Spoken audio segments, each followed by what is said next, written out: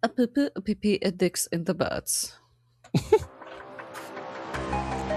Hello, everyone, and welcome to a No Latency Q&A. As we get close to the end of Season 2, we thought it'd be about time to sit down with the cast and have a few words. So we're going to do that with some questions that have been submitted by some chooms on the Discord, some people in the Patreon, some people in DMs on Blue Sky, and even on Instagram as well. And through our website. There's lots of ways to ask us questions. So if you have one, you can find a form on our website or just come and ask us in the Discord. We'd like to do Q&As more, but we also like playing Cyberpunk, so we don't do them very often. All right, let's introduce ourselves after this. Hello, everybody. I'm Paris Aerosmith, otherwise known as Binary Dragon, and I am the GM. Who's next? Well, my name is Spoon, and I play Jebediah. And every once in a while, when I remember, I also play Sloan. I'm Jade. I play Iona and make decisions for Vendel. Hello, everybody. I knew that was going to happen. I knew I was like, who's going to go next?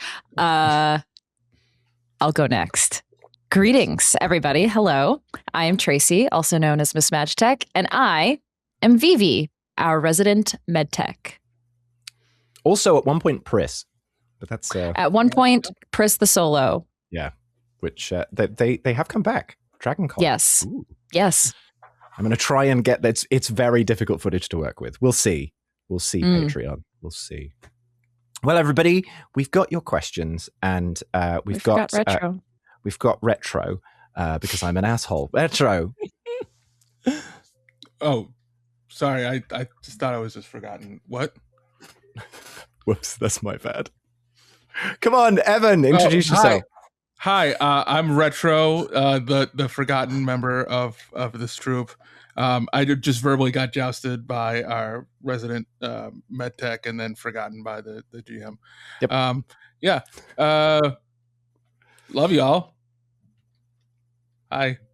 Aw.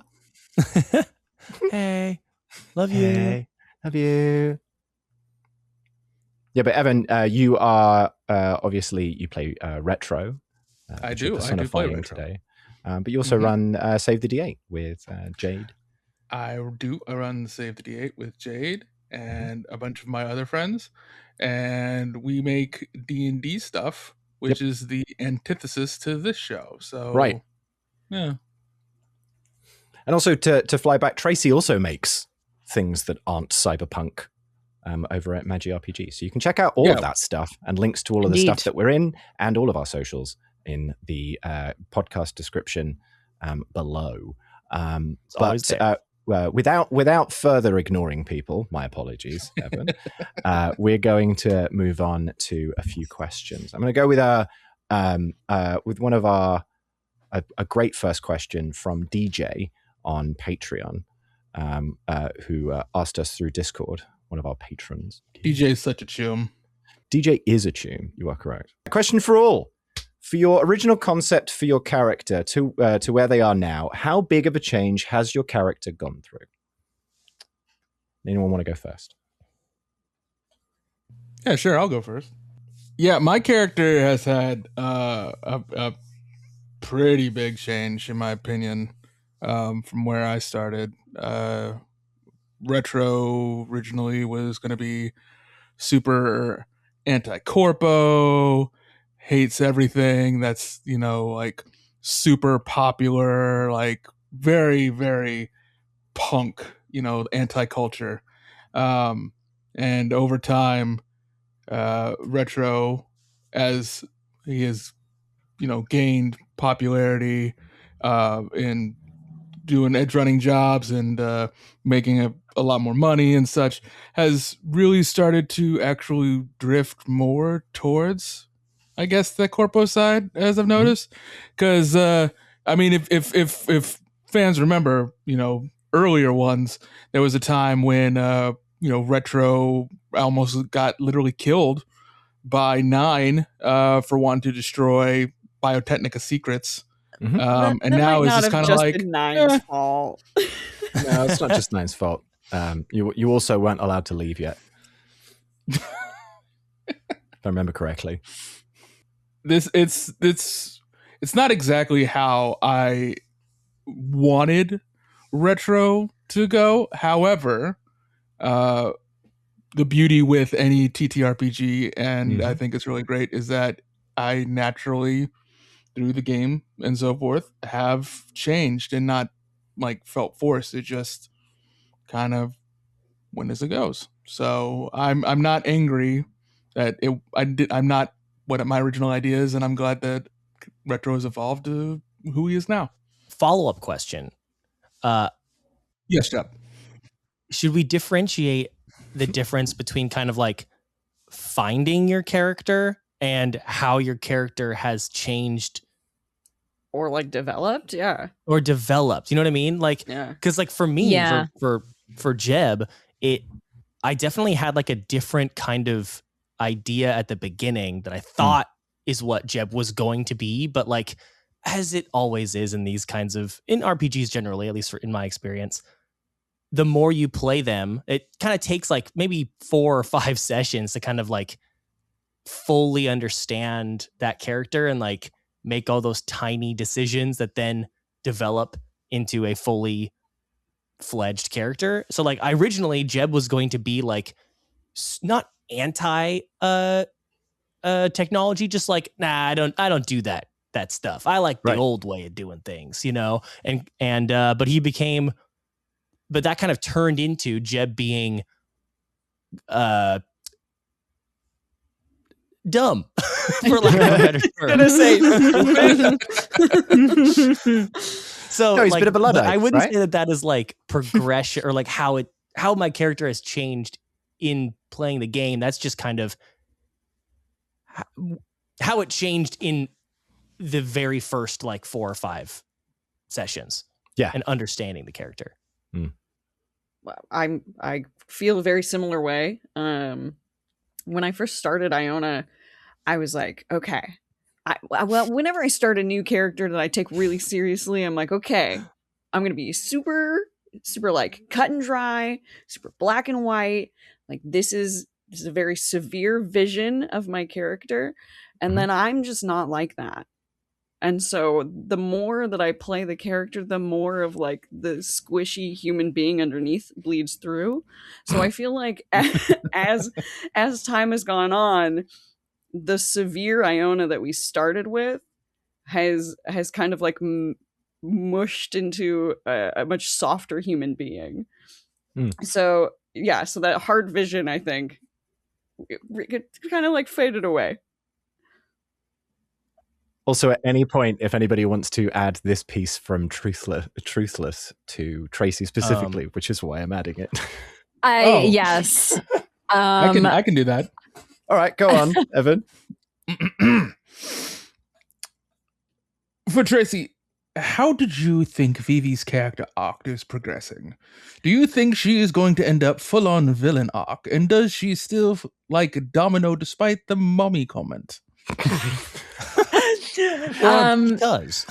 Yes. So this even like plays into a bit of the previous question of like, yeah, I think Vivi's character arc has certainly progressed into something I didn't expect, but I really like it. I didn't expect Vivi to be so villain-esque. I was more like anti-hero-esque. Though I think we all have that in some way because it's Night City and you're not necessarily playing a plucky adventurers. You're playing like hardened edge runners in a dark city where there's no good and evil. It's morally gray, et cetera, et cetera. So, but with all of that, Vivi has definitely made some questionable choices. Do I think she's going to be in a full villain? I don't know. I really like this, like the Frankenstein kind of thing, and how that's gone. Yeah. I don't think she would become like a full villain because to me, like the villains is like joining the corpo, like joining Biotechnica. Oh, no, I guess that's kind of excuse me, I'm right here. Becoming a CEO at Biotechnica or something, or joining Arasaka or something like that. Rightfully so. That's a good fear to have. Yeah. And the mommy comment from Domino. I think Vivi still has a crush on Domino. But now she's like not sure if Domino understands anything. Feelings, the reciprocation of those feelings, which makes sense. But I think it's cute for her to just have like a little crush. So yeah. Thank you, Truthless, for that extra question. Thank you, Truthless. Thank you, Truthless. I'm actually going to answer for Vendel in terms of the emotional side of Vendel. Vendel was interesting because at first I just kind of thought they'd be like an aloof, kind of quiet back character that was just purely puppeted by Jade. And very quickly we just didn't like that. So I just sort of started using Vendel to nudge, but in a very like they have a unique way of looking at the universe kind of way. And I don't know when we fully agreed on that, Jade. I love it as that you use it as your own tool, because Vendel will be like, hey guys, I think there's something over here we might need to look at. Have you considered coming this way? Can you say the door is locked? Dora the Explorer. Right. So it's quite funny, but Vendel has your personal sense of humor, I think, has bled a lot into Vendel as well. Yeah. Which has made them so delightful. They are delightful to play with. We've got our next question from Marion on Instagram. What spin-off 80s or 90s TV show would your character fit right into? A little fun one, less intense. Oh man, I don't know enough about 80s or 90s TV. Neither do I. I was just about to say. Are there any good like medical dramas from the 80s and 90s? I can only think of like more Grey's modern. Anatomy? Grey's Anatomy. No. ER. Yeah, I was going to say ER. Yeah. Is that Noah Wiley. No. Vivi would fit in House. Oh. Yeah. The more like dramatic, dramatized. Yeah. With yes. Yeah. Well, now I got to do a quick search. Hold on. In the meantime, if you want to get that kind of vibe of like, I don't know, like an 80s or 90s like road trip movie TV show, you can check out the Jeb and Retro Show. Episodes have already begun. Where can I find that? You can find it exclusively on our Patreon. Patreon. Please go to our Patreon. It's really fun. There's like fun stuff. Evan's written a bunch of documents. We just released one. That's out by the time this recording comes out. You can go and check it out. Also, to answer your question, Marion, I had to look it up, but I was right. Cowboy Bebop did start airing in the 90s. So boom, Jebs and Cowboy Bebop. I could totally see that. Yes, I can. Yeah, I could see you as a bounty hunter. Absolutely. There. Yeah. I suppose like classic animes are included in this question. Like, where do you fit? I guess. Well, I mean, I'm trying to think if there's any other one, but there's really only one that keeps coming to mind, and the Young and the Restless, really. Ah, yes. I think I would be a titular character in that. Still running nowadays, I think. Yeah, it is. Yeah. Madly. Yeah. Just for fun, I'm going to say Alf. Oh. I feel like Iona would fit right into, not to be very cyberpunky, but like I know it's also a movie, but The Fifth Element. Yeah. Sword. Yeah. I think you'd fit in that like beautifully. You know what? A small side tangent, actually, since you just brought that up. I have watched that movie numerous times, and it wasn't till I recently watched it with somebody that the hat that guy wears when trying to rob Bruce Willis is actually just a picture of the empty hallway. I never clocked that until they pointed that out to me. I've posted the next question in our Discord. Oh, I'll take it from you. Would you, this goes out to all of you, would you enjoy being around your character? No.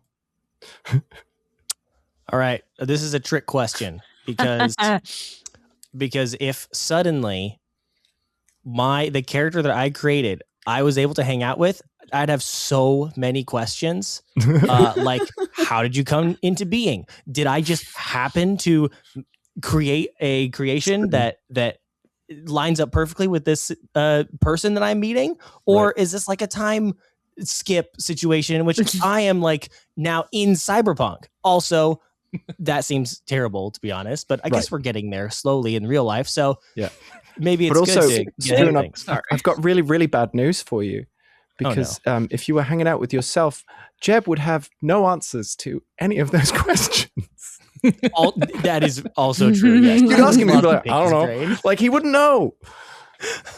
I could ask him questions that I don't even know the answer to about his backstory, and then I would know that and be able to use that in the show. So is that how that would work? I don't know. Use this event to cheat at playing cyberpunk.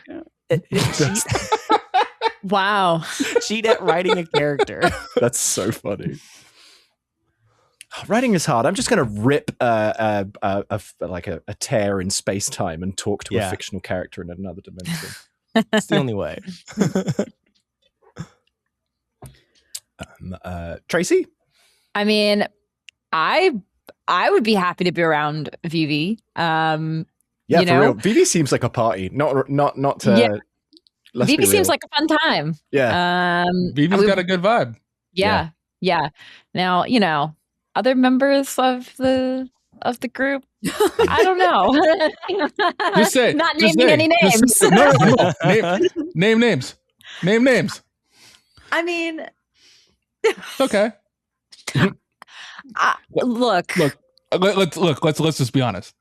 Nobody wants to hang out with Retro. If Retro was real, nobody does. Retro is a loud braggart who would just light up in your house, whether you said it was okay or not. Just do drugs, probably steal shit from you when you're not looking, and True. And if you try to call him out, would just gaslight you. So no. Fair. I think I want to hang out with Vendel. I think Vendel seems cool. Yeah. Vendel also seems chill. Iona can stick around. She's got big boobs. I love me some big boobas. I like some big boobas. So I'll shake her hand. No, you Missed. won't. Great question. Thank you. No, you're right. I would try to, for sure, though. I'd be like, hello, miss. Hello, ma'am. Yes, again, thank you, Mist, on Discord, one of our Patreon supporters. We appreciate it. All right, this one is anonymous from our website. Are any of the characters canonically queer? And also to add, that includes, are any of the characters ace? Because that actually came up recently in the Discord. Vivi is bisexual, so yes. I think I knew that. Yes. I think we did talk about this at some point. Oh, but because Vivi's flirted with like femmes all over the shop. Absolutely. Yes. Yeah. Yes. Yeah. Jeb's straight, boring. Yes. yes, he is. You got to have one. You got to have the token straight guy. Token straight guy. Yeah. Iona is gender non-conforming, and I believe ace. Yes, I believe ace as well. That's what the conversation in the Discord was sort of a congratulations for sort of stepping into the sexual world a little bit from the sort of ace vibe that validity. Had. Yeah, right. In media. It was kind of fun. A validity Yay. in media. Yeah. Retro's he they? Yeah. Yes. I mean, I'm unsure about if Retro is queer, only because I'm still trying to like fully understand it, and I don't want to just say that retro is, if they're not. I'll just say so I would say retro definitely is straight. Retro likes women, but retro can appreciate a male form, and if say Brad Pitt was to come up and be like, hey, you want to give me a handy in the back, you'd probably say yeah. Fair enough. I think that goes along with the I feel like Jeb would be like, I ain't gay, but I'm not blind. That's a good looking man. Yeah, right. Yeah. I don't think we've. I mean, why would we? There's no point in having a homophobic character on the show, but I don't think we have one. Vendel's always been like non-binary in general because it was just more fun to just have like a floppy human. But I'm still like, and this is more up because honestly, this is more of a Jade decision. I'm unsure if they're non-binary or actually just sort of or you can be pansexual and non-binary at the same time, I suppose. But I don't think they have a gender that they prefer. They're just like, ooh, sexy touch. I agree. I would say non-binary pansexual sounds right up their alley. Yeah. Yeah. People like humans, especially. Can we fun? Can we just have a moment of silence to just think about just all the sexiness that we've had so far in the podcast? Yeah, we've had some fun sexiness. The angels. Is that the music that you wanted? Silence. A moment of damn silence. 3,000 miles of open road. It's the Jeb and Retro Show. Oh man, this is gonna be tough. Join Jeb. Wakey, sleepy princess. And Retro. I did not agree to this, Jeb. On the road trip of a lifetime. Oh yes, you did. Van's got some tunes on the mix. No, it was the second car to the left. As they take on Route 66. The Jeb and Retro Show. Brought to you by NoLatency. I hate road trips. Listen to the Jeb and Retro Show on Spotify with your Patreon membership at patreon.com/NoLatency. And check out more at NoLatencyPodcast.com. So much sexiness. So sexy. It's killed us all. Here we go. I have a question for everybody. Who's the sexiest character? Who's the sexiest character? The sexiest character? The Collector. The Collector? The silver fox that is the Collector. Yeah. I could see that. Yeah. But didn't we make Domino like very like conventionally attractive? Like we put all of the parts together to make him an extremely attractive. Hot. Yeah, he's hot Frankenstein's monster. Parts. Yeah. He's the Jacob Elordi Frankenstein monster. Vivi built him, so yeah. So he built, is what you're saying. Oh yeah, he's stacked. He's got He's got 2 sets of arms, so he's just a hot guy built from lesser hot guys. Yes. Yeah. Talking of Domino, there's a question from Mist, one of our Patreon supporters through Discord. What do you all think? What do they think? They being you guys. Wow, this is badly worded. What do they think about? Sorry, Mist. What do you think about Domino? What is their opinion of Domino and his motivations of the Syndicate?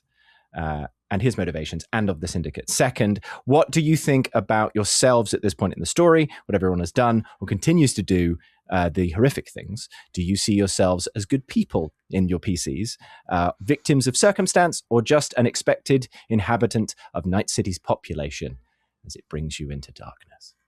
I added that last bit. Thanks, Mist. I like how a lot of these questions are like questions that we should address in the fiction. Like it would be interesting to have this conversation in character and like for a reason, and then use these as thematic building blocks to tell us about our characters and the story. I mean, Jeb is not so sure about Domino. He's kind of like, this is kind of a weird guy, but like, there's no reason to dislike him. I'm just kind of like, kind of a little weird. Maybe at arm's length for now. But here's a question to your question. Is this, what does the player think about their characters? Which is kind of like the previous question. So I'm going to answer this as, what do the characters think about the characters? And so I think Jeb is pretty happy with himself. Doesn't really see one way or another. He's probably thinks of himself as like a bit of a, as you said, a victim of circumstance, but mostly like he's trying to be a little better. He's recently been trying to be like, we don't necessarily need to use violence to solve every problem. And maybe that's makes the world a better place with the fewer people that choose violence. Maybe that makes the world better, but we'll see. Maybe you do need to shoot some bad people sometimes. It's unclear. Yeah, I do wonder if we'll ever have a crisis of conscience among the group, or even among each other, or amongst ourselves. If that'll ever come up, it would be interesting to analyze that in character, I think, because we haven't really done a lot of self-reflection. We occasionally do have some self-reflection, but maybe we can explore that deeper at some point, because I think that would be really cool. Yep. It's almost like the show's kind of gearing towards questions that are unanswered. I don't know. I find this question to be pretty difficult, because for being a character, for playing as a character, even if you're being as an evil character kind of deal, I don't think anybody really perceives themselves as being evil, or like when you do, you kind of come off as this like over the top cartoony kind of deal. Yeah, mustache twirling. Right. And I've been finding myself like starting to shy away from the essence of the alignment chart that is usually seen for TTRPGs, because I think that falls more into a crutch of my character is supposed to be this, so this is what they do kind of deal. And however, like, again, it's going to be off of perception. So like you could have, I mean, I'm sorry to go into like D&D for this, but it's the best way for me to put it. So like you could have a paladin who's like, I'm for my god and I want to, spread the name and, for all the followers. However, they could be doing, something of like annihilating an entire demonic race who doesn't believe in that, and that's just perceived as evil by them. So then in that case, the sense of alignment really does just go off of a perception from which side that it is, and nobody ever really wants to see themselves as being evil. I personally think, especially when it comes within cyberpunk, that everybody like kind of wants to envision themselves as this, folk hero within the city. But I think over time, and I think really doing jobs within the city, I think you'll really come to find out the corruption that is in the city will end up infecting you at some point, and you're going to have to make and it's not even so much of making you do bad things, it's then you having to make justification in your own mind of why that was okay to do. Yeah. Yeah. Ooh, we'll put snap, snap, snap, snap, snap. Snap, snap, snap, snap.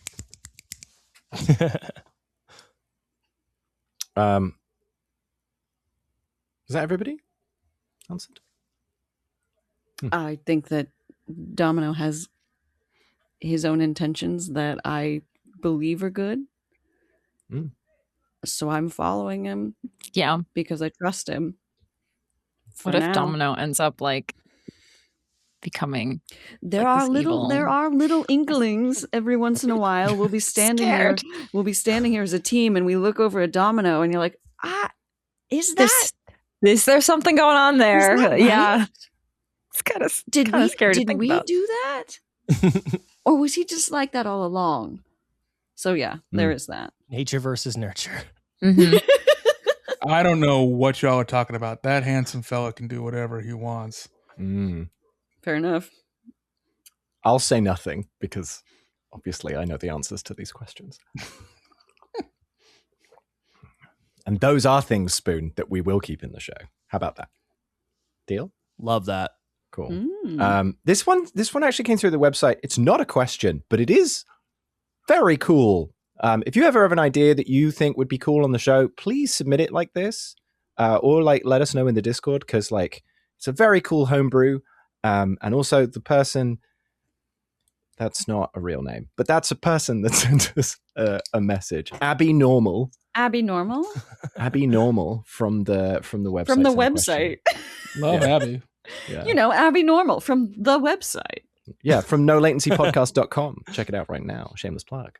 Not a question, but an idea for a new blade for Vendel, which they did misspell, and it's okay. Everybody misspells Vendel. If Retro got hold of a memorial token, Iona has one, he could possibly hack it so that the hologram makes the blade look like it's surrounded by sakura blossoms falling around it. It would be an interesting way to memorialize Sano, the blade's straight edge. That's really cute. That is really cute. Aw, That's very sweet. that I like that a lot. is. That's really sweet. Yeah. That'd be rad. But also, I'm thinking, because I'm a GM, what mechanic does that add? So this is my addition to the question. What mechanic do you think that adds to the blade? Cool. Obviously. Not just like wardrobe and style, but is there like a fun thing that could do like in combat or as stealth or as like What? Cyberpunk is famously style over substance, so it doesn't Right. have to do True. shit. This is true. It's a very cool suggestion through the That is website. So I great. appreciate it. It's really neat. I don't know if it necessarily needs to, add anything of like a bonus or something to that, but I think just having that itself is fodder for just role play altogether. Having something like that where you've stylized your weapon into looking like sakura blossoms, where whenever you swing it, adds to one, the visual appeal. I don't think anybody was normally going to see that. Two, it then also creates itself as a character extension. Yeah. Everything doesn't need to, I don't think needs to have some kind of extra bonus. I think that sometimes just having something cool like that just adds the fun. But also, to be fair, it totally could. And Paris, coming from the other side of the screen, DM mode and like game design mode, could do something cool. Could do something Like, cool. I don't know, maybe it like when the flower petals start falling, it's like mesmerizing, and they're like, oh my God, it's so beautiful. I have a sense of calm come over me. Boom, you got hit. There goes your head. There go your head. We got a question which I didn't put in Discord, but I will ask it because I'm going to answer it very quickly from Christopher Samuski from the website. What system aids do we use? Roll20, cyberpunkred companion app, etc. Would love some background on how our game is set up. We do different things for panels that we do for when we record the show, like this. We use Roll20 for the most part.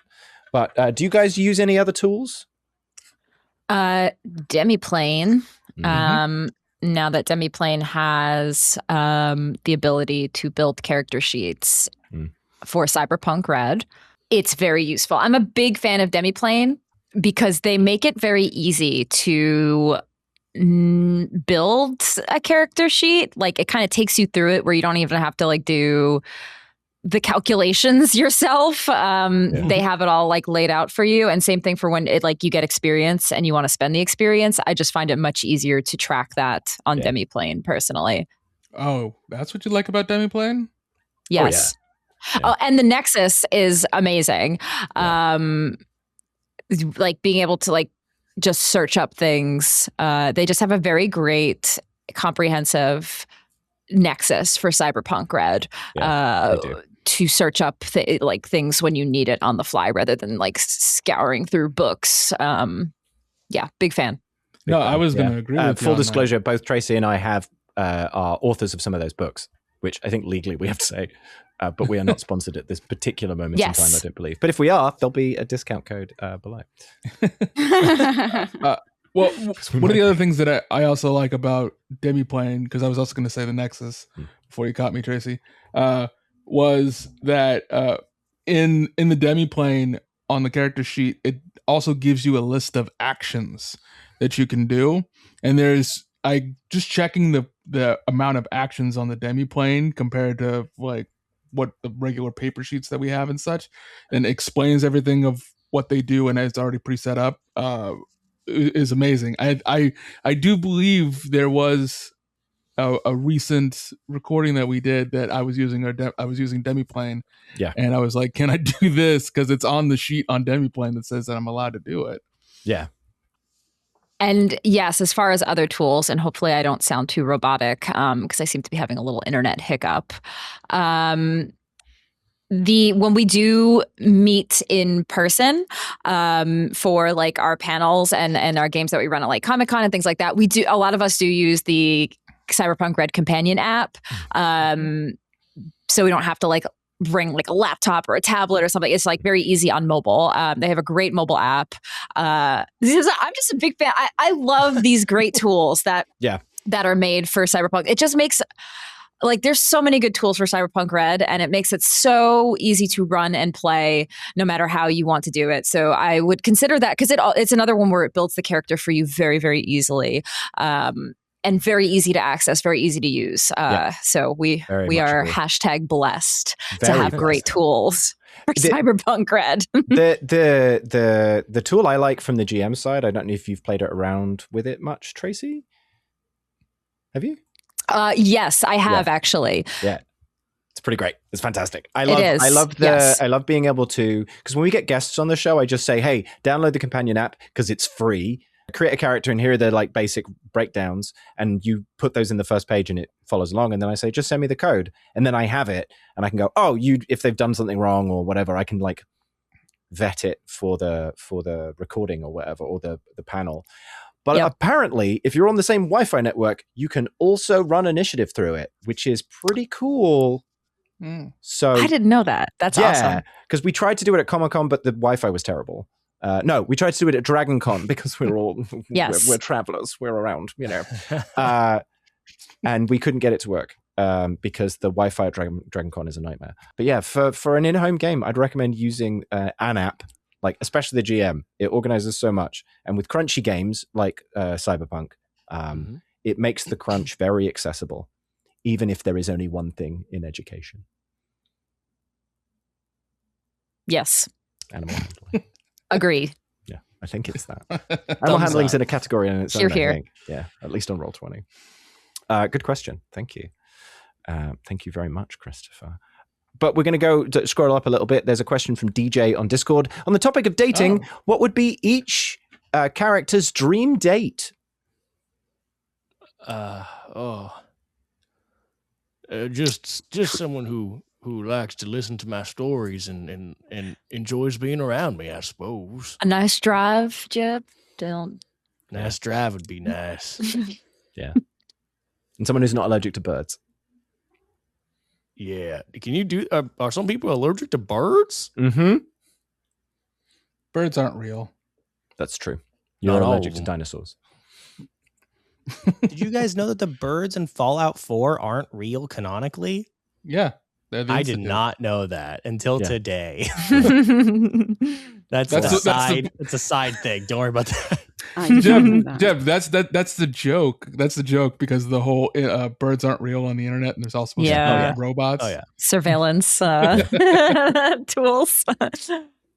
Vivi's ideal date: some shopping, a little shoppy at a cute little night market. Then they're paying. And, little shopping spree. Yeah, little shopping spree. And then that we gotta stop for a little treat. A little boba treat. Yeah, so she can make profit as well.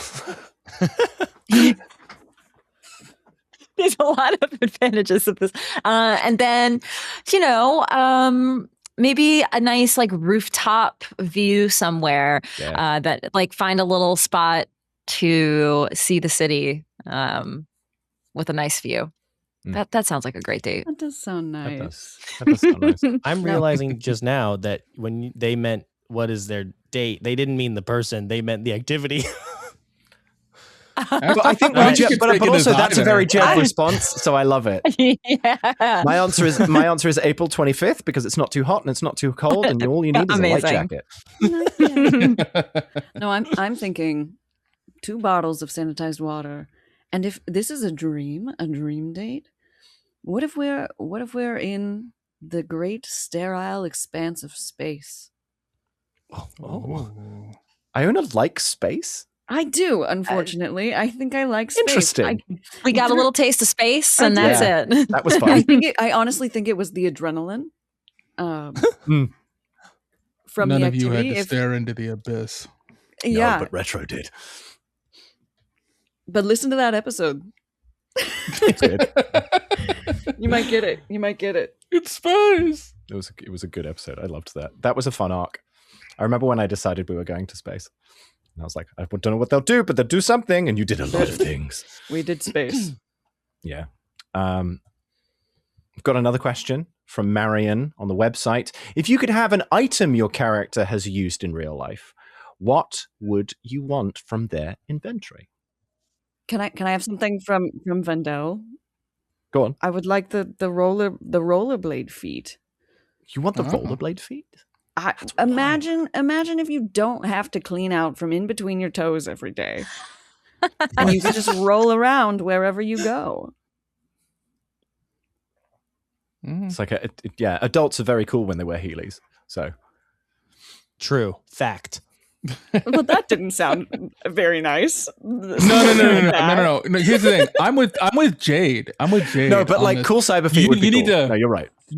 Just go full 90s with it. So like you got the rollerblade feet, get the Jenko jeans that you could fit like a whole PlayStation 1 in See, with several bracelets and a punk band t-shirt. you got Yeah, it. and you can got do it. you can do hot babe roller derby, cross leg summertime BS Oh, yeah. Summer. with like a fisheye lens on a pole. Perfect. That'd be a vibe. For me, it's so easy. It's the grapple gun. Oh, sorry. No, No, nobody let Tracy say the hoverboard or the baseball bat. Nobody let her say anything. What are you gonna do with that baseball bat, Tracy? Well, crack some heads. yeah. Tracy. I was like, may I speak now? I wasn't even going to say the baseball bat or the hoverboard, although the hoverboard would probably be the most useful. The Sanru K8 Hello Kitty Ultra Pistol. Yes. Which Thank fun fact, Retro actually 3D printed that IRL Yep. for Comic-Con a few years ago. So it's almost like I do have it. Yeah, there is a physical version out there. There is. Wild. And you can check it out on our YouTube channel. We actually got a question in the websites about where to find Memento Job Part 2. It's actually our first Comic-Con panel. You can find that on our YouTube channel. That's where you hear the end of that adventure. The idea when we made that was to get people to check out our YouTube channel. It sort of worked. I get why you couldn't find it, but I have added it to that episode's description to help others. So thanks for calling me out on my bullshit. Well, Retro, did you have something that you wanted from the game?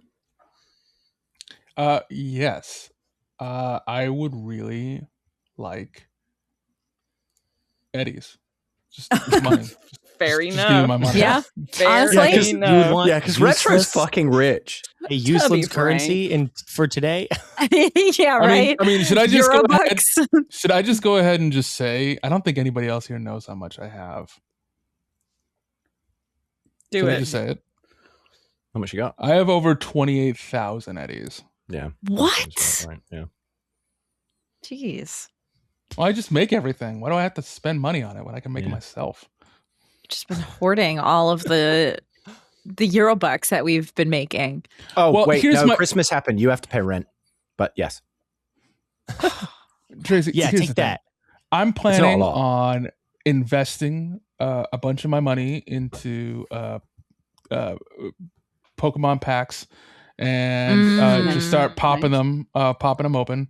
It's sure investment. Yeah. Like there's no way I can lose money on this. Like they're so hot right now. So anyway, Binary, have you had to shift any of the overarching story had you shift any of the overarching story involving Domino in reaction to how the gang has been progressing and sometimes delaying? Yes, is the answer. And at the beginning of season 2, when Vivi came in, I wanted to make medical things a more important part of the storyline to sort of make sure that the PC had good reason to be around. So, wow, is that horn okay? Yeah, what was that? No, the guy who drives down my hell. street.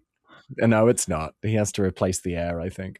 But yeah, no, that's where the whole sort of Frankenstein thing came from. Like, as sort of an evolving story, I didn't sort of stick many things in the ground and go, these can't change.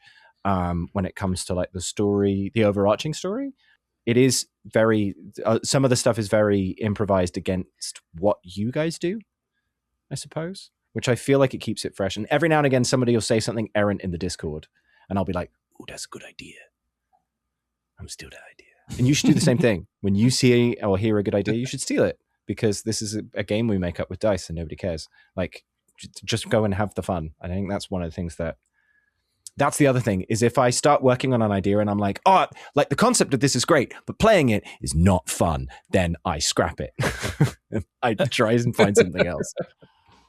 So yeah, a few things. Originally you were going to build a robot for Domino, and then with Tracy's fascination with the occult, I thought maybe Frankensteining Domino together would be more fun. And you're right. It was. You were indeed. Yeah, that's a really fun episode. It ends It with, is. with it's alive! Thunderbolts. Yeah, good question. Thank you, Truthless. I have a question from DJ on Discord. Where's everyone's favorite place in Night City? It can be from like the hour show, or it can be from the video game or the anime. Favorite place in Night City? Oh, Hmm. there are a lot of iconic spots. Mm-hmm. And like I could just say like the Bubble Tea Cafe, which is a favorite. Mhm. Let it be known. It is a favorite. Very cool. I loved, and like just this place that we had was the morgue. I don't know why. It just always reminds me of like BB's origins. Yeah, So no, the I morgue's like fun. the morgue a lot. Other places, like I just also, one of my favorite districts, I don't know why, is the University District in Night City. I always use it for settings and stuff. Biotechnica's there. So I just like that particular sector of Night City personally. I like Pacifica. Mm, I like the way it sounds. yeah. I like the idea of being in a bar where you kind of live there, and you also, all your friends are there, and there's Everybody knows your name. I was getting there. Rude. But yeah, no, I like the bar. If I had to visit a place, it would probably be the bar. It'd be No Latency. Oh, that's nice. Yeah. That's a good one. Duh. I mean, it is home. Yeah, it is. I don't gamble personally, but Sharks Cards reminds me of the casino in the game Stardew Valley, where it's just kind of off in the middle of the desert. I was like, Oh, there's a that casino place. in Stardew. There Yeah, is the one there is that's a casino. Yeah, that's And not on the main village, and it just right? makes you feel good. You go to the desert, you get in the casino, and nobody's really betting real money. You're just kind of hanging out and playing a form of roulette. And I just sit there for hours on my Switch, hitting the button. Makes me feel like I'm at Sharks Cards. Hell yeah. Yeah. But Now I we have slot definitely machines. don't have a gambling problem. No, none whatsoever. Not in Stardew Valley. No. Oh. Evan, what's your favorite? So mine is cliche as fuck. Is it? But I don't care. It would have to be like a good random rooftop spot somewhere in downtown Night City, especially while it's raining, and just like being able to see the view of looking over the city. I don't know what it is. There is something about the cyberpunk like city skyline, just the way that it is, that I feel really inspires me or like connects with me, like because like everything nowadays to me feels ultra minimalist and just like hyper streamlined, Right. and nothing really has a personality, and you know, take what you will of what that is for, but like it to me it sucks. I think Binary, I think I was talking about this with Binary actually when I came and visited them before Comic-Con, that at one point like I walked around, I think it was like what, a 10 it was not 10, it was like maybe 5 mile radius from around, and I was just so infatuated with the older parts of the city because all the buildings had like this like personality to them, from like back in the 80s and 90s to the newer ones that you could see in the closer downtown, and I was like, I just enjoy this so much more. Like there's just it's so much more visually appealing, and cats, yeah. What? Oh, cat, yeah. As a cat, I missed it. I was so lost in my own memories. That's a cool view. Yeah. I like a good view. I don't know. I think Shuck. I think I'd go to Shuck's cards. Interesting. I don't know. I think I'm with Spoon though. I think I'd hang out at the bar. That place sounds cool. It would be a neat one. Yeah, the Afterlife's a good bar. Hey now. We got a really nice message from Lobo, one of our Patreon supporters. Thank you, Lobo. Over on Discord. Not a question, but a message. Every single individual that encompasses our beloved podcast have been doing great from day zero. I love everyone's characters and IRL persons, guests, formers, actuals. So thank you for the memories and enjoyment. Oh, that's just nice. That's just a nice thing to say. Thank you very much. Thank you, Lobo. Thank you, Lobo. That's very nice. It's a very nice thing to say. Lobo. And you could say nice things to us too on our Patreon. Yes, if you want to do that. For just $3 a month, you too can say nice things to us. Less. We still have a few $1 left. Let's go. Let's go. Yeah, we've got a few $1 It only left. costs There's $1 a to say something nice. And $1, and then we've got a few other tiers that give you a few other little treats as well. Let's wrap up with a really just a nice cyberpunk question. What's actually, your Paris? Go on. Yes. Do you mind if I comment real quick on what Lobo said? Sure. I just want to say myself, thanks, Lobo. When somebody is, brave enough to state something like this, and we get to hear it, it does put a bit of joy in my heart and makes me feel very happy that I've been able to create something that somebody actively enjoys. So, thank you, Lobo, for keeping me going.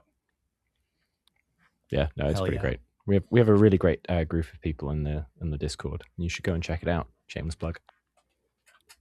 They're really nice in there. But let's wrap up with a nice question, because it's just a good one for people who do stuff in the cyberpunk. What's your advice for people when they want to start playing Cyberpunk Red? When they want to start playing Cyberpunk Red for the first time, find some sucker to run it for you. True. Oh, I thought you were saying, what do you do if you wanted to stop playing Cyberpunk? I was stop. I also thought that at first, and I was like, that can't possibly be what he said. I was like, find a partner. You will immediately. Oh no. Get a life. No, that's how he'll stop. That was way mean. Slight tangent. Yeah, the original GM of this show was going to be Jade. Stop. Fun fact. That's a fun fact. The original GM was Jade, and I was just going to edit it. And the GM was like, "Oh, but you do it." And as I don't, literally said to me, "You do it because I don't want to." And I was like, "Well, fuck." Yeah, you know what? I'll be honest. Where we are now. It's wonderful. Yeah, no, I What a love being the beautiful GM. show To be we've frank, made. like I love it. Thank you so much, everybody, for listening. I'll do my advice last. Who else has some tips? I mean, y'all missing out. I got to do 7 candles with Jade, and they're phenomenal. So there's 10 of them, but lucky me. 3 more candles. 3 more Three more candles. candles Hmm. My advice is don't be intimidated. It can be a little crunchy. If you're coming from like older tabletop systems, maybe you live for the crunch. But those of us who are more just like, we're here for the RP, it can be a little crunchy, but don't be intimidated by that. You can do what you want. Like you can use certain parts of the rules and like not all of them, like like the rules for auto fire to this day I still don't fully understand them, and that's Thank okay, you, Demi Plane, for making it easier. I appreciate it. The tools do help actually. But yes, like do what you and your group like want to do, and find your own little unique quirks that you can add, like just how No Latency, we add our own little unique quirks into our version of cyberpunk. Yeah, I agree. So yeah, it's also important to know that every time you run, I'm imagining that if you're asking how do I start playing cyberpunkred, then there are 2 options. Option 1, you're a player, in which case find a DM. That's real. Right. That's a real Go and advice. check out startplaying.com. # not sponsored. Option 2, you're willing to run it, and as the GM you need to know that the first time you run any game, it's going to be bad, and that's okay. So focus on what you know and what you like and what your friends like, because you're probably, hopefully, running the game for your friends. So just focus on what they like. It's going to be bad. You're going to mess up the rules. That's okay. Just make it fun. Yeah, make it fun. Yeah.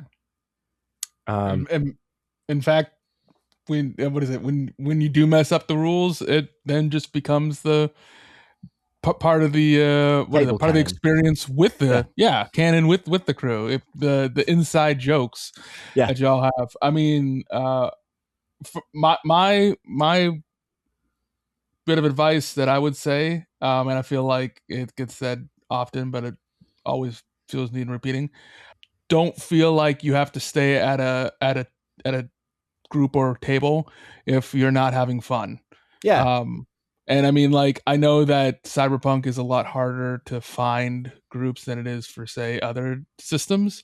But I'll be honest, from other people that I've talked to, that from playing wise, like, it's just going to be better if you're just not having fun. It's not worth having to slog through something like that to then become embittered by it.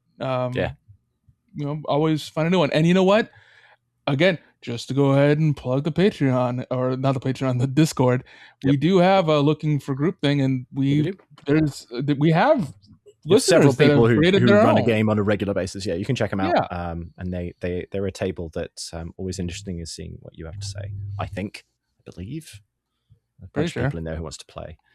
I'll be honest, I've wanted to like spy in on them, but I felt like I bet you they'll let you. They get to spy on us. I know they would let me. The thing is that I don't want to affect their game. I feel like because the observed game. Yes, the observed game. The observed game is a different game. That's the other thing. You don't have to play it like Critical Role, or in fact, even us. Comparing those very two. True. But you don't have to play like a TTRPG, like actual play. Like actual play, yeah. Yeah. Tracy, I'm sure you find that even with stuff on like Magi RPG, shameless plug, that you can, that the game you play in front of a camera, especially live streamed, like live games are even different than pre-recorded. I think it's very different. And that's okay. Like, you are aware that you're playing for an audience. There are things that I talk about with my players as a storyteller And I'm like, we know that this is a thing, but the audience doesn't. And we have to like make that exposition. So I have to create a scene to like give exposition that, I maybe wouldn't do with just like us playing behind, at a table, not on camera. But like we have to consider that there is an audience. So, when you're running the games, you don't always have to do. It depends on what you want to do. So, no, I agree. Yeah. But utilize tools is, I think, the thing I'd like to echo, really. The companion app, use a VTT, even if you're in person at the beginning. And then if you don't end up using it a lot, then take it away. But it's really useful to sort of get everybody on the same page. I found visual aids really, really helpful. You don't have to have... Like, you can have a burnt note in a building. You can make one and give it to your player in person. You could hide a QR code in a book that you just leave on the table or something, that kind of thing. There's lots of ways of making it cyberpunky. One of the things I like to do is to make audio diaries for characters in the world. Have newscasters read stuff. Get a friend of yours to that's why we call on April Anonymous often as reading the news, and it's a really fun way of doing exposition for your party. And if you can't do it, there are loads of people on Fiverr who will let you. And also, shameless plug, our highest tier on Patreon, if you want something like that for your games, you can get one of our NPCs once a month to do it for you, to give your team exposition, to create a bit more of the world. We offer that up too, which is pretty fun. Yeah. Make it fun. Just do a tiny bit extra. Like, I make all these maps and I love making them for you all, but it also helps me plan the adventure. That's kind of one of the reasons why I do it. Set it all up. It's just a dollhouse with dice. And then it's like, you know what I mean? With your friends. With your friends. Like, I'm going to go over here. And then I'm going to say, yeah, Choom. Punch him in the face. Because that seems to be the reaction that you all get down to. And I'm going to do one more bonus question, which I believe we have already answered once, but we're going to ask it again. I'm not going to copy paste it because I just want to see your faces. From Klaus on the website, not sure if that's a real name. Would the team rather fight 100 duck-sized Jebs or an enhanced Jeb-sized duck? It's a great question. I'm bringing it back. I don't care. It is a great question. I don't remember what we said last time, but I'm trying to remember. I'm going to go with weapons, one tiny Jeb-sized duck. Well, the problem is that like it's the body fuel bite question. Oh, shit. Right. It's the body fuel bite question. It's like our version of the trolley question. Yes. Yes. So like, I mean, I have my answer. What's your answer, Evan? It would be one Jeb-sized enhanced duck. Because if it's 100 duck-sized Jebs, not even counting body fuel bite, that might be the end of the world. Jeb is just gonna overrun you. All you're doing here are tiny little pew pews constantly. Yeah. It's gonna be pew pews and little tiny Sloans that are flying around. Because if you can't have Jeb without Sloan, so there's gonna be the little that's right. tiny Sloans. Yep. Yeah. Which then, oh god, then if that means the duck. Well, wait. Yeah, 100 duck-sized Jebs is terrifying. I think one is fine. Because at least you could dump it into the ocean like Godzilla. Also, do we get to fight the duck-sized Jeb? Wait, no. You have to fight one of these two. Jeb-sized duck? With Jeb powers. All right. Easy. I can take that down, no problem. So just the big regenerating duck that eats flesh problem. and can smell blood. Bullets. No problem. And can dodge bullets. Yes. And is champion of the blood race. You him in. No problem. No problem. I make friends with him. Yeah. What about you, Tracy? Lots of tiny little Jebs? Terrifying. I'm going with the one big one. Yes. This is the correct choice. This is the correct choice. Yeah. Over time, like the fact that Jeb ate his leg at one point, sorry, spoilers for season 1, to regrow his leg, just tells you how horribly gruesome what his condition is, I think. But yeah, I agree. I think one enhanced Jeb-sized duck is the answer to that question. And thank you, everyone, for all of the questions that you have given us. here on this Q&A for season 2, we're barreling our way down the gun into the heart of Night City as we get to the end of season 2. There's more adventures to happen after season 2, so don't worry. We're going to keep making something. We just, frankly, don't quite know what it is yet. I mean, they don't. I kind of do, if I'm honest. But we'll see. But thank you so much for listening. Thank you for supporting us. If you want to find out more about our show, you can check out all of our stuff at NoLatencyPodcast.com. Please follow us on Instagram. We're posting a lot more there recently. You can check out our Patreon. Even if you don't have the space in your life to support us monetarily, we do actually have a bunch of free posts on there too. There's documents that Evan makes and I help produce and put together as nice PDFs for you to take. And then if you want to pay a little bit of extra, you can either do it monthly or you can pay for the post itself. You can add like a token or two, something like art we made for the thing as like a thank you or whatever.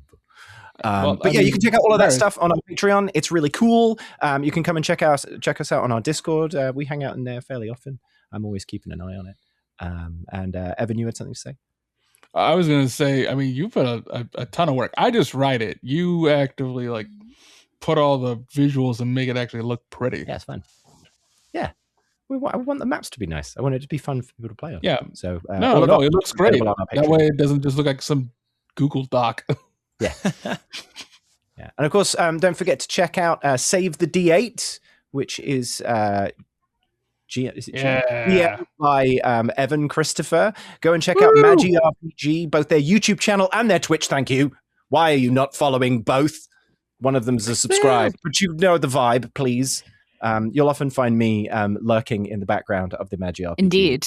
Chat. I'm a stealthy little boy. I'm there very often.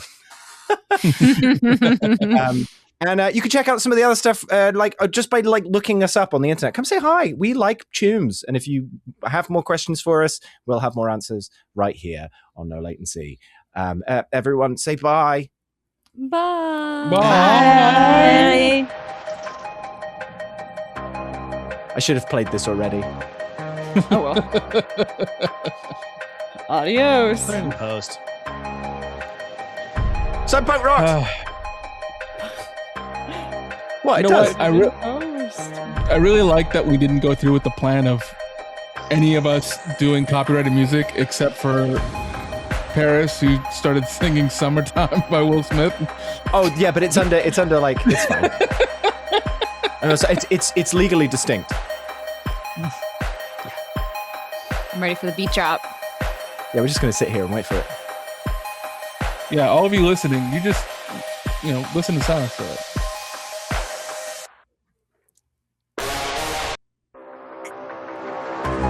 It's a vibe, man. That track rocks. It is. I love it so much. Little bonus for anybody who's still listening to this episode. You can find the title of the music. We got a question about that. And you can find it on Spotify. I'll leave a link to the title track. It's licensed through Epidemic Sound. And that's it from us. See you, Night City. Woohoo! Bye.